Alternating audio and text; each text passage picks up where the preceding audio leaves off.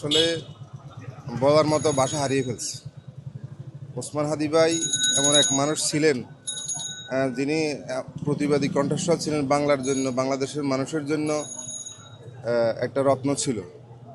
তিনি বিশেষ করে জুলাই আন্দোলনে যারা ইতিমধ্যে শহীদ হয়েছেন তাদের জন্য খারাপ লাগছে, কিন্তু এত বেশি খারাপ লাগছে জুলাই এই যে হাদি ভাইয়ের ব্যাপারে। উনি শহীদ হওয়ার পর থেকে আমি আসলে ব্যক্তিগতভাবে খুবই কষ্ট পাচ্ছি। তো আমরা চাই ওসমান হাদি ভাই যেই আশা আকাঙ্ক্ষা লালন করে বাংলাদেশের পক্ষে কাজ করে গেছেন এবং এই আধিপত্যবাদ ভারতের বিরুদ্ধে ভারত আমাদের দেশে বাংলাদেশের প্রত্যেকটা সেক্টরে আমাদের উপর কর্তৃত্ব স্থাপন করার চেষ্টা করছে। আমরা চাই আগামী দিনে ওসমান হাদি ভাইয়ের মতো বাংলাদেশের সকল ছাত্র জনতা যেন ওসমান হাদির মতো এরকম প্রতিবাদী কণ্ঠস্বর নিয়ে ভারতের আধিপত্যবাদের বিরুদ্ধে লড়াই চালিয়ে যাবে।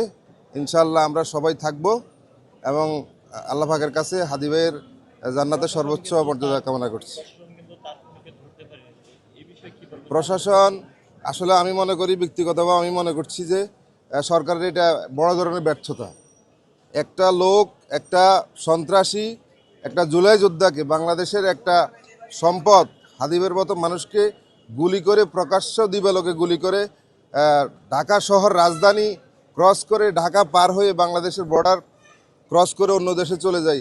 বাংলাদেশের প্রশাসন কি ভূমিকা পালন করছে, এটা ইচ্ছা করলে আমার মনে হয় যে সরকার ইচ্ছা করলে তাকে 5-6 ঘন্টার ভিতরে ধরতে পারত এবং সীমান্তবর্তী প্রত্যেকটা জায়গায় যদি সরকার রেড অ্যালার্ট জারি করত, তাহলে এই সন্ত্রাসীরা বাংলাদেশ থেকে ভারতে গিয়ে আশ্রয় নিত না। সরকারের চরম ব্যর্থতার পরিচয় দিয়েছে।